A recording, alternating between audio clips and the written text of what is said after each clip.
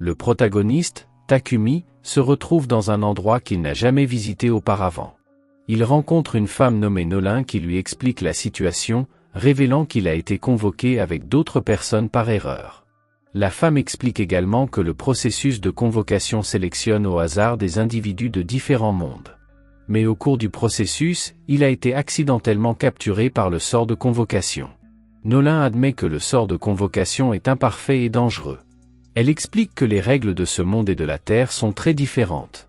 L'utilisation abusive de cette magie pourrait menacer la stabilité du royaume de Sidonie. Le sort d'invocation a été interdit, mais un pays l'a utilisé de façon inconsidérée.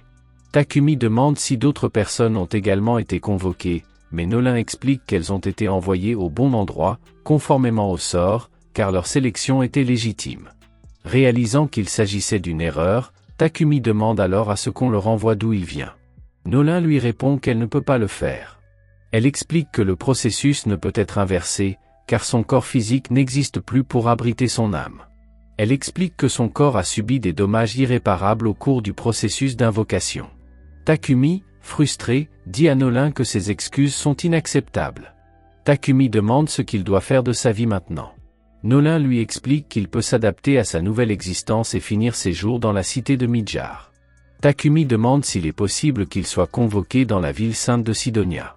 Nolin répond que c'est possible, mais elle l'avertit que la vie à Sidonia n'est pas adaptée à quelqu'un qui a été convoqué par erreur. La déesse lui propose une solution et suggère de l'envoyer dans un nouvel endroit, en lui donnant un nouveau corps et en lui accordant sa bénédiction. Takumi est intrigué et demande quel genre de bénédiction. Nolin lui explique qu'il s'agit de bénédictions similaires à celles que l'on trouve dans les jeux vidéo et les animes.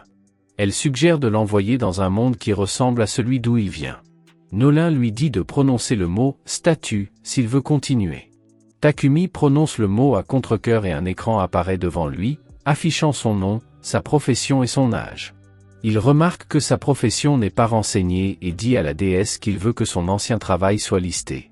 Nolin rejette l'importance de son passé et lui explique que le monde dans lequel il sera envoyé n'a pas de profession conventionnelle. Elle lui montre alors une liste de métiers parmi lesquels il peut choisir, y compris des rôles de guerrier et même de spécialiste en chimie, ainsi que d'autres professions uniques. Takumi lui dit qu'il ne veut pas se battre et qu'il préfère le travail manuel. Nolin lui propose de lui donner un sort utile pour l'aider dans son travail. Elle crée alors une pierre, souffle dessus jusqu'à ce qu'elle devienne solide et la place dans la bouche de Takumi. La déesse lui souhaite une nouvelle vie heureuse. Peu après, Takumi se réveille sur le sol, désorienté. Il remarque que son apparence a complètement changé et, intrigué, ouvre le sac qu'il porte, y trouvant des pièces de monnaie, de la nourriture et un couteau. Takumi pense que révéler qu'il a reçu une bénédiction de la déesse pourrait causer des problèmes et décide de garder le secret. Il décide d'utiliser la magie de la terre pour lancer des pierres sur les arbres. Enthousiasmé par ses capacités, Takumi continue son exploration et tombe sur un morceau de bois rare qu'il évalue grâce à ses sens améliorés et dont il découvre qu'il s'agit d'un matériau précieux qui peut être transformé en lance. Takumi trouve également de nombreuses plantes pour créer des toxines et des propriétés médicinales, mais il a du mal à les stocker et se souvient de la possibilité d'utiliser son entrepôt privé. Soudain, une jeune fille effrayée court vers lui et lui explique qu'elle est poursuivie par un monstre. Une énorme créature ressemblant à un lapin émerge et sa taille gigantesque intimide Takumi. Le monstre l'attaque, mais Takumi le frappe avec sa lance, le battant d'un seul coup. Fou de joie, Takumi pense que cette force est un don de Nolin, mais il se demande s'il ne s'agit pas d'un coup de chance. Le système l'informe qu'il est devenu un guerrier, mais Takumi déclare que cela ne l'intéresse pas. Takumi demande à la jeune fille pourquoi elle s'est aventurée dans une zone aussi dangereuse et elle explique qu'elle est venue chercher des herbes pour un médicament. Elle mentionne qu'elle vient du village de bord. Takumi lui demande s'il peut l'accompagner jusqu'au village, ce qu'elle accepte volontiers. La jeune fille remarque le lapin tué et demande s'ils ont l'intention de le laisser derrière eux, en précisant que sa viande est délicieuse. Surpris, Takumi place le lapin dans son coffre magique, ce qui surprend la jeune fille. Elle se présente alors sous le nom de Molly et les deux partent pour le prochain village. Pendant ce temps, dans l'empire de Sidonie, 3 étudiants sont convoqués dans un temple. Soudain, une impératrice nommée Elisabeth s'approche d'eux. Elle leur explique qu'ils ont été choisis pour leurs pouvoirs extraordinaires et qu'ils doivent les utiliser pour sauver le monde. Grâce à la bénédiction de la déesse Nolin, la jeune fille sent quelque chose d'inquiétant et se rend compte qu'Elisabeth n'est pas aussi bienveillante qu'elle en a l'air. Pendant ce temps, Takumi est chaleureusement accueilli par Banga, le père de Molly, qui lui exprime sa gratitude pour avoir sauvé sa fille. Takumi demande s'il peut rester au village pendant un certain temps et Banga accepte. Takumi dit que la terre ici est riche en herbes médicinales parfaites pour préparer des remèdes. Bobon, l'ami de Banga, ajoute que le village dispose également d'installations pour l'artisanat. Banga révèle qu'il n'y a actuellement aucun logement disponible dans le village, mais il rassemble rapidement un groupe d'ouvriers et il se dirige vers un terrain vague pour y construire une maison. Takumi commence à utiliser sa magie pour préparer le terrain à la construction et tout le monde est stupéfait de voir qu'il crée des fondations solides, mais l'effort laisse le garçon fatigué d'avoir trop utilisé son mana. Takumi réfléchit à sa nouvelle vie et constate qu'il a de la chance d'avoir des talents de charpentier et de forgeron qui l'aident à meubler sa nouvelle maison. Cependant, il décide qu'il est temps de changer de profession et souhaite devenir chimiste et forgeron. Avec beaucoup de cuivre et de fer à sa disposition, Takumi utilise sa magie et parvient à transformer le fer brut en lingots de métal solide sans avoir besoin d'un four. Pendant ce temps, Molly va voir Takumi et frappe à sa porte. N'obtenant pas de réponse, elle ouvre la porte et trouve Takumi effondré sur le sol. Takumi reprend conscience et explique qu'il s'est surmené, qu'il a utilisé trop de magie et qu'il s'est senti nauséeux. Banga donne à Takumi une boisson énergétique pour restaurer son mana. Il se sent alors rajeuni et reprend son travail en créant divers lingots et même des articles ménagers tels que des ustensiles et d'autres outils. Plus tard, il rejoint Bobon pour créer des armes et utilise sa magie du feu pour forger une nouvelle pièce. Takumi demande ensuite à Banga des potions de guérison pour essayer d'en créer de semblables. Il tente de les reproduire, mais remarque que ces potions sont d'une couleur différente et n'ont pas le même pouvoir de guérison. Déterminé à se perfectionner, Takumi s'aventure dans la forêt et commence à goûter diverses herbes. Malheureusement, l'une d'entre elles s'avère être toxique et lui donne de graves nausées. Alors qu'il se remet de ses émotions, une énorme créature, le sanglier cuirassé, apparaît derrière lui. Saisissant fermement sa lance, Takumi se prépare à se défendre. Le sanglier oblige Takumi à attaquer avec sa lance, mais la peau résistante du sanglier rend la misérable lance inefficace et elle se brise. Takumi tente alors d'utiliser sa magie de la terre en lançant des pierres sur le sanglier, mais la créature reste impassible. Il essaie d'utiliser la magie du vent, mais cela n'a aucun effet non plus. Alors que Takumi est à court d'options, il entend un léger murmure derrière lui et se retourne, voyant une grande araignée venimeuse blessée. Ne sachant pas comment procéder, Takumi essaie de se concentrer, et avant que le sanglier ne puisse le frapper, l'araignée intervient, créant une barrière de toile qui dévie le sanglier de sa trajectoire. Bien que la toile les ralentit, le sanglier se prépare à une nouvelle attaque. Takumi se souvient soudain de ses compétences en alchimie. Lorsque le sanglier attaque à nouveau, Takumi utilise ses compétences pour s'élever dans les airs et lance une puissante attaque à la tête du sanglier, le tuant pour de bon. Peu après, l'araignée devient docile et semble former un lien avec Takumi, le suivant partout et l'acceptant comme maître. Takumi décide d'appeler l'araignée Maple et la renforce en réparant sa patte endommagée, gagnant ainsi la loyauté et l'affection de la petite araignée. Pendant ce temps, au village, la nouvelle de la victoire de Takumi sur le sanglier cuirassé se répand rapidement. Banga, surpris, dit qu'il n'a jamais entendu parler de quelqu'un qui aurait apprivoisé des insectes auparavant, mais il semble que Takumi ait réussi. Takumi demande quelle est la ville la plus proche, et Banga répond qu'il s'agit de la ville de Bolton, mais qu'elle est assez éloignée. Pendant ce temps, Nolin observe Takumi d'en haut et l'encourage silencieusement à continuer. Son ami apparaît à côté d'elle et lui demande ce qu'elle veut pour Takumi. Nolin hésite à répondre, mais son ami lui rappelle qu'elle a donné un nouveau corps à Takumi avec sa bénédiction et qu'elle l'a envoyé 1 an en arrière, bien avant que l'Empire de Sidonie ne lance son sort d'invocation. Cette déesse a sûrement quelque chose en tête pour notre Takumi. Un matin, Takumi se retrouve ligoté dans son lit et sait déjà que c'est Maple qui est coupable. Takumi se rend compte qu'il s'est tellement concentré sur son travail qu'il n'a pratiquement pas passé de temps avec Maple. Il décide donc de faire une pause et de jouer avec Maple, ce qui rend l'araignée très heureuse. C'est alors que Martha entre pour apporter à Takumi son déjeuner. Il semble se passer quelque chose d'étrange entre Takumi et Maple, mais Takumi lui assure que ce n'est pas ce qu'elle pense. Elle ne peut s'empêcher de remarquer que la soie produite par Maple est vraiment belle, et elle prévoit donc de traire l'araignée de toute la soie qu'elle peut produire. Plus tard dans la journée, Martha crée une chemise en soie d'araignée et toutes les dames du village sont séduites par la texture du tissu.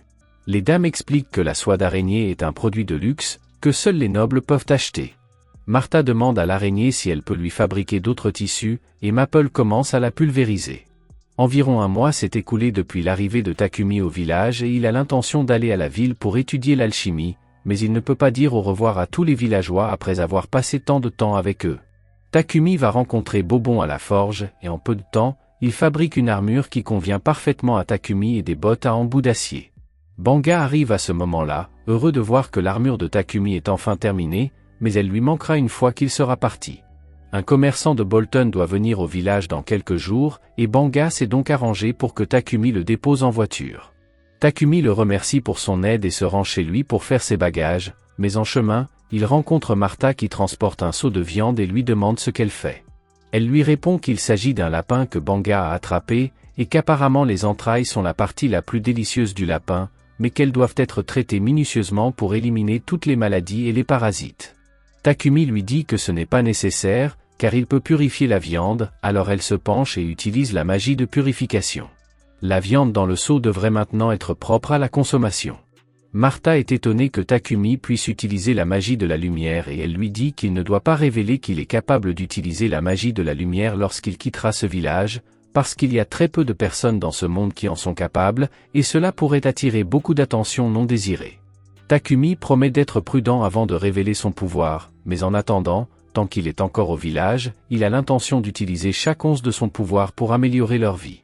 Takumi utilise la magie de la terre pour construire un mur de briques afin de sécuriser le village, et pour plus de commodité, il construit une pompe à eau et d'autres installations utiles. Lorsque le marchand arrive, Banga sort pour saluer Papek, et après avoir conclu une affaire, Takumi s'approche pour les laisser partir. Papek a déjà beaucoup entendu parler de Takumi par Banga.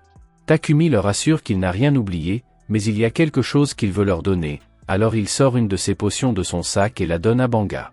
Il a déjà laissé une centaine de ses bouteilles chez Banga, et en cas de danger, il veut que Banga les utilise pour guérir les villageois. Papek est choqué par la potion préparée par Takumi, il demande donc à la voir de plus près et il s'avère qu'il s'agit d'une potion de haute qualité, bien que Takumi ne semble pas s'en rendre compte. Les autres villageois se présentent pour faire leurs adieux à Takumi, et Papek dit qu'il attendra qu'ils aient fini leurs adieux avant de partir. Molly dit au revoir à Maple, qui dort dans le sac de Takumi, et Martha lui remet une robe qu'elle et les autres femmes ont confectionnée pour lui avec de la soie d'araignée. Takumi est très reconnaissant de leur cadeau et remercie à nouveau tout le monde d'avoir été si gentil avec lui, même s'ils ne le connaissent pas depuis longtemps. Il monte ensuite dans la calèche et tous les villageois lui disent qu'il sera toujours le bienvenu dans leur village. Les autres passagers se présentent et révèlent qu'ils se rendent eux aussi à Bolton. Le garçon aux cheveux blonds se présente sous le nom de S. Le rouquin s'appelle Riel et le garçon à l'air sombre s'appelle Bogart. Riel remarque que Takumi tient son sac à dos très serré, et il lui demande s'il y a quelque chose de précieux à l'intérieur. Takumi répond que son araignée tueuse de compagnie dort à l'intérieur du sac. Les autres ont l'air choqués qu'il ait réussi à apprivoiser une araignée tueuse, alors Riel demande à la voir, mais il agit de façon vraiment effrayante, et l'araignée finit par lui donner un coup de tête au visage. Takumi commence à s'excuser pour ce que Maple a fait, mais les autres lui disent qu'il n'y a pas à s'excuser, car Riel l'a bien cherché. Soudain, Papek appelle Takumi à l'avant parce qu'il veut parler de la potion qu'il a vue. Il demande s'il y en a encore en stock car, si c'est le cas, il aimerait en acheter. Soudain, le cheval s'arrête et une horde de gobelins semble encercler la calèche pour l'attaquer, ce qui est une très mauvaise nouvelle, mais les autres semblent plutôt excités car cela signifie qu'ils peuvent enfin faire quelque chose. Ils disent à Takumi et Papek de les laisser faire tout le travail. Il y a environ 20 gobelins, ils sont donc confiants et commencent à se battre. Il ne leur faut pas longtemps pour éliminer tous les gobelins, et une fois qu'ils ont terminé, ils se mettent au travail pour récupérer les pierres magiques. Peu après, ils remontent tous dans le carrosse et leur voyage se poursuit pendant les 3 jours suivants, jusqu'à ce qu'ils arrivent enfin à la ville de Bolton. Une fois dans la ville, l'équipe d'aventuriers se rend à la guilde des aventuriers pour faire un rapport sur le succès de leur mission de garde du corps et Takumi les suit. Il doit s'inscrire à la guilde pour rester dans cette ville, il aurait préféré s'inscrire à la guilde des alchimistes, mais il n'y en a pas ici. Le réceptionniste, Hans, dit à Takumi qu'il peut utiliser la carte de la guilde des aventuriers comme pièce d'identité et que tant qu'il accomplit une quête simple une fois par mois, la carte n'expirera pas. Takumi finit par s'inscrire en tant qu'aventurier et présente Maple comme son animal de compagnie. Peu après, Takumi se rend à la société commerciale de Papek pour négocier des potions. Papek est prêt à payer 10 pièces d'argent pour chaque potion de soin et d'endurance et 50 pièces d'argent pour chaque potion de mana. Takumi fait quelques calculs rapides dans sa tête et se rend compte qu'il gagnerait plus de 7 millions de yens avec ce seul marché. Papek l'informe qu'il pourrait gagner beaucoup plus s'il avait déjà une réputation de producteur.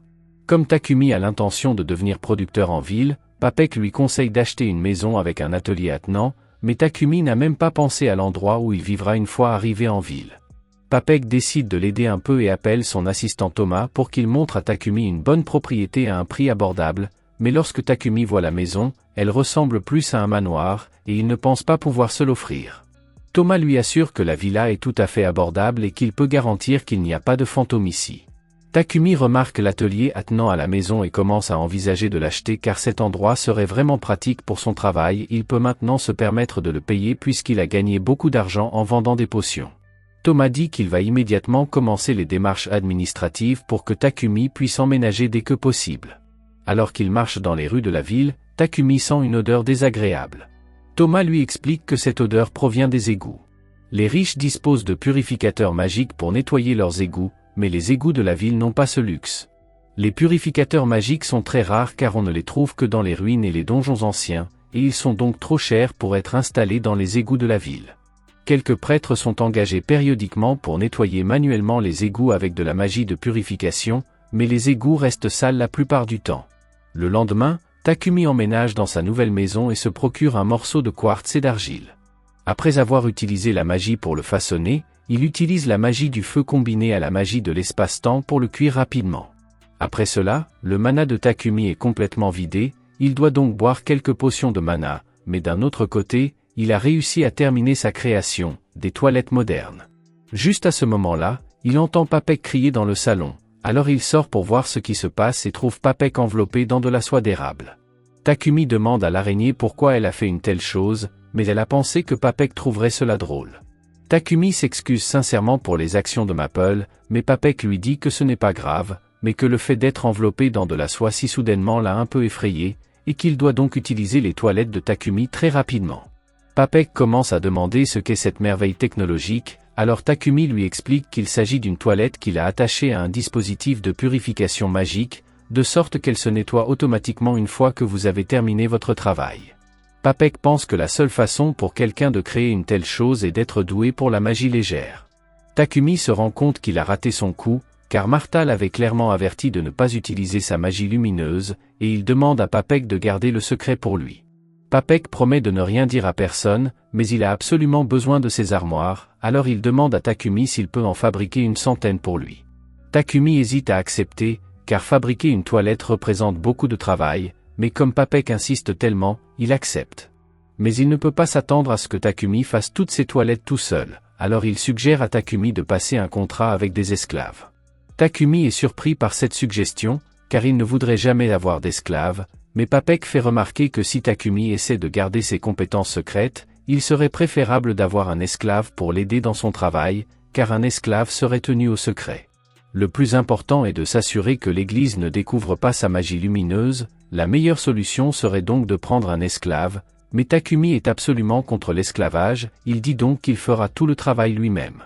Soudain, un message apparaît indiquant qu'il doit accomplir une mission pour conserver son statut d'aventurier. Il semble donc qu'il n'aura pas le temps de prendre des bains tout seul, alors il cède et accepte d'acheter un esclave. Peu après, Papek emmène Takumi à la société de commerce Mulan, car ce sont les marchands d'esclaves les plus éthiques du coin.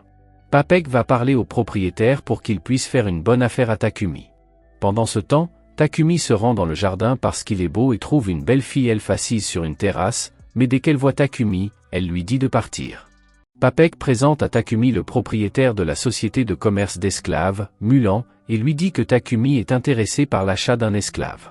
Mulan lui demande s'il y a une raison particulière à cela, et Takumi explique que dans son pays d'origine, la vente et l'achat d'êtres humains ont été abolis il y a longtemps, et qu'il n'est donc pas d'accord pour le faire ici. Mulan comprend les inquiétudes de Takumi, mais elle l'assure que dans ce pays, les droits et les privilèges des esclaves sont préservés dans une certaine mesure. Le maître s'engage à respecter les droits fondamentaux des esclaves, à leur fournir de la nourriture, des vêtements et un abri, tandis que l'esclave s'engage à remplir ses devoirs. Takumi est plutôt satisfait d'apprendre cela, car cela signifie que le contrat d'esclave est pratiquement un emploi normal assorti de certaines règles. Mulan poursuit en expliquant qu'il existe différents types de contrats d'esclavage. Si quelqu'un devient esclave à cause d'une dette, il sera sous contrat jusqu'à ce qu'il gagne assez d'argent pour rembourser la dette. La plupart des contrats d'esclavage sont conclus par ceux qui ont été forcés illégalement par des bandits. Papek pense que le contrat le plus approprié pour Takumi est celui d'esclave de guerre, puisqu'il ne peut être libéré sans la permission du maître. Takumi explique qu'il est producteur et qu'il aimerait donc se concentrer le plus possible sur son travail, mais c'est un peu difficile car il doit aussi remplir les missions de la guilde des aventuriers. Il vit dans un manoir et a donc besoin de quelqu'un pour l'aider à le gérer pendant qu'il travaille. Takumi aimerait s'assurer que son esclave ne parle pas de lui à qui que ce soit. Takumi collectera les ingrédients lui-même et il a également besoin que ses esclaves sachent se battre pour ne pas être blessés lorsqu'ils l'accompagnent. Mulan comprend que Takumi n'a pas de mauvaises intentions, mais elle ne peut pas lui permettre d'obliger un seul esclave à faire les tâches ménagères et à se battre, et elle ne travaillera donc avec lui que s'il accepte d'acheter 2 esclaves différents. Cela dit, Mulan connaît quelqu'un qui serait parfait comme gouvernante de Takumi, et elle demande donc à Maria de venir dans la chambre. Maria a été forcée à l'esclavage lorsqu'elle était enfant et a été formée à la lecture, à l'écriture, aux mathématiques et à l'entretien général de la maison. Maria affirme qu'elle est capable de gérer seule les tâches ménagères d'un manoir. Takumi lui dit qu'il est un peu confus parce qu'il ne comprend pas pourquoi personne n'a encore acheté Maria, compte tenu de sa beauté et de ses capacités. Maria est gênée que Takumi l'ait qualifiée de jolie, et il s'excuse en disant qu'il n'était peut-être pas approprié de le faire. Maria dit à Takumi qu'elle ne peut faire que le travail de nettoyage indiqué dans le contrat et rien d'autre. Takumi répond qu'il n'y voit pas d'inconvénient puisqu'il veut qu'elle ne fasse que le nettoyage et qu'elle ne peut pas coucher avec lui. Takumi assure cependant à Maria qu'il ne la veut que comme femme de ménage et non pour un harem. En ce qui concerne le serviteur de combat, Mulan dit qu'elle n'a malheureusement personne qui corresponde à la description. En entendant cela, Maria dit que c'est faux parce qu'elle sait que Sofia est ici, mais Mulan ne veut pas en parler et dit à Maria de retourner dans sa chambre et de commencer à faire ses valises. Takumi demande à Mulan si ce que Maria a dit est vrai, et elle admet qu'il y a une esclave de combat dans le bâtiment, mais elle ne pense pas que Sofia convienne à Takumi parce que la fille a beaucoup de problèmes. Mulan veut mettre fin à la discussion, mais Takumi est curieux au sujet de Sofia et demande à la voir. Mulan accepte à contre-cœur d'accompagner Takumi pour rencontrer Sofia. Lorsqu'ils arrivent dans sa chambre, Sofia est surprise de voir que le visiteur est le garçon qu'elle a rencontré plus tôt dans la cour. Mulan informe Takumi de l'histoire de Sofia et lui explique que la jeune fille a été capturée comme esclave de guerre lors de la bataille entre le royaume de Triara et le royaume de Yugé. Cela s'est passé il y a plus de 50 ans. Takumi est choqué de découvrir que Sofia a plus de 50 ans. Mulan poursuit en expliquant que le royaume de Yugé était une nation d'elfes, et que les elfes ont une longue vie. Sofia n'a pu conclure de contrat avec personne parce qu'elle a une horrible cicatrice sur les oreilles, et que sa main droite et sa jambe gauche ont des problèmes de mouvement, ce qui est en soi un obstacle pour quiconque veut acheter un esclave de combat. Sofia a également perdu l'usage de la magie élémentaire pour laquelle les elfes sont connus, et il est donc probable qu'elle soit victime d'une malédiction. Mulan ne pense pas que Sofia puisse aider Takumi dans ses quêtes, mais Takumi veut en avoir le cœur net et demande une minute en tête à tête avec Sofia. Takumi saisit soudain le visage de Sofia et la regarde dans les yeux. Il jette un coup d'œil à la fenêtre de statut de Sofia et, à sa grande surprise, il découvre que les statistiques de la jeune fille sont élevées. Ses blessures limitent ses capacités et une malédiction pèse sur elle, mais si Takumi parvient à redresser la situation, Sofia sera la compagne idéale à ses côtés. Mulan revient et demande à Takumi s'il a déjà pris sa décision, alors il lui dit qu'il veut prendre Sofia. Sofia, cependant, lui rappelle tous ses défauts, mais Takumi dit qu'il les corrigera et qu'elle ne sera plus un problème. Mulan pense que la confiance de Takumi est très intéressante et accepte. Peu après, Mulan utilise la magie pour lier les filles au terme du contrat, et une fois cela fait, Maria et Sofia deviennent officiellement les esclaves de Takumi. Plus tard, il retourne chez Takumi et dès qu'il ouvre la porte, Maple sort en sautant parce qu'elle est excitée de le revoir. Maria et Sofia s'inquiètent de la sécurité de Takumi et Sofia s'apprête à attaquer Maple, mais Takumi l'arrête et lui explique que Maple est en fait son araignée assassine. Peu après, Takumi montre aux filles leur chambre dans la villa. Plus tard, Sofia et Maria entrent dans le bain et Maria dit à quel point elle est heureuse que Sofia soit là. parce que pendant les 50 dernières années, Mulan a refusé toute personne qui proposait de prendre Sofia en charge. Sofia admet que Takumi semble sympathique, mais elle reste un peu sceptique, car elles en savent si peu sur lui. Sofia jette un coup d'œil au dossier de Takumi et constate que la plupart des données historiques du garçon, comme sa ville natale ou sa lignée, n'ont pas été renseignées, alors s'il garde ces informations secrètes, c'est qu'il doit cacher quelque chose. Peu après, les filles sont choquées de voir que Takumi a déjà préparé le dîner pour elles. Maria est particulièrement contrariée parce que c'est censé être son travail, donc si Takumi s'occupe de tout lui-même, elle ne sert à rien.